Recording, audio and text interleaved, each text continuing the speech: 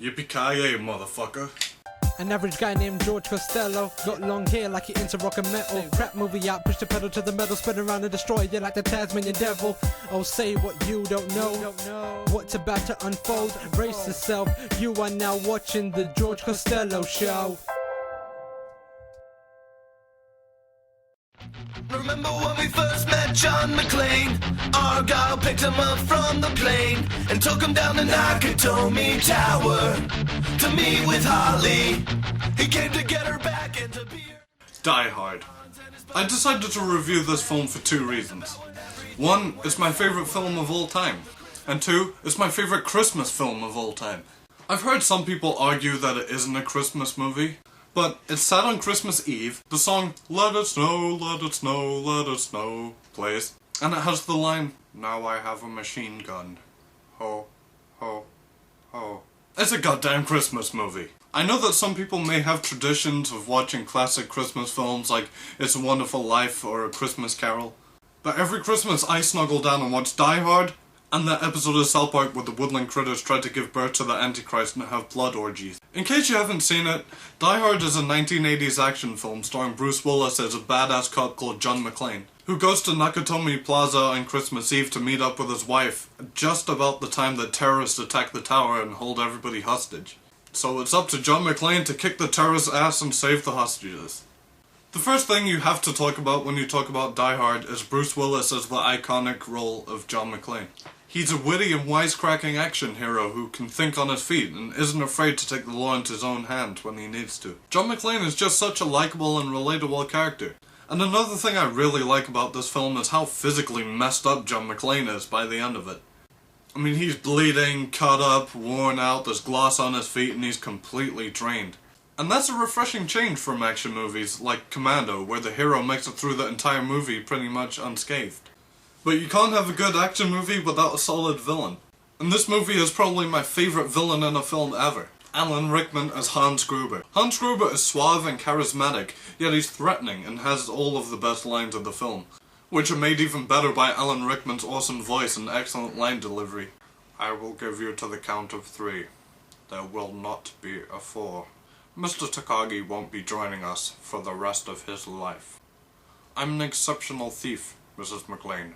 And since I'm moving up to kidnapping you, you should be more polite. Hans Gruber really steals the film in my opinion, and he's pretty much my favourite thing about Die Hard. None of the villains of the sequels to Die Hard have come anywhere near being as awesome as he is.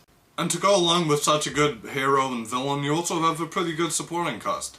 You have the overweight cop, Al, who has kind of a bromance with John McClane, and his character adds a lot of heart and soul to the film. It's just a shame that he wasn't in the 3rd and 4th movies. You also have Argyle, who's kind of a stereotypical comic relief character, but he has a lot of funny parts in the film.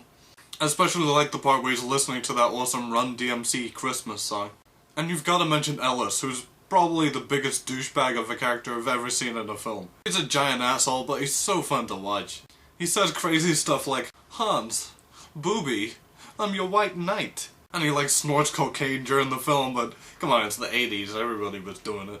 Even though I love this film and it's probably my favourite film of all time, I admit it isn't perfect. Not all the jokes work, and there are some really over-the-top goofy performances, but that didn't bother me that much. My only real gripe with the film is that the police are complete idiots.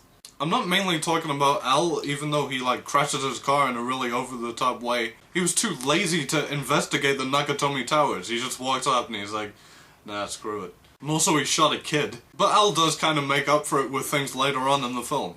But the other cops and FBI agents, and especially the 2 Johnson agents, are complete morons. They make terrible decisions and take giant leaps in logic. Maybe they're meant to be a satire of how inept the police force are, but it did kind of annoy me and took me out of the film a little bit. But that's pretty much my only concern with the film, and I think it's pretty much a masterpiece otherwise. It's just an iconic action film.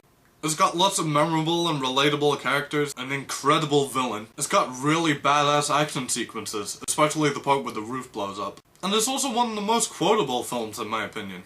This film gets a 5 out of 5 from me. Come on, it's my favourite film of all time. What do you think I was gonna give it?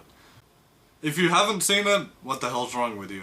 And if you have seen it, watch it again. Come on, it's a Christmas movie. I'll save my thoughts for the sequels because I might do separate reviews for them some other time. and I've actually heard that Die Hard 5 is in the works. I was reserving my excitement for it at first, because it's called It's a Good Day to Die Hard, which I think is a terrible name. Plus the plot is about rescuing his son, which sounds a little bit cliche to me. Then I heard Patrick Stewart is rumoured to play the villain, which I am so pumped for. So until then, thanks for watching my review. I'll try and make a top 10 of the year sometime soon. Merry Christmas and yippee-ki-yay, motherfuckers. Come out to the coast, we'll get together, have a few laughs.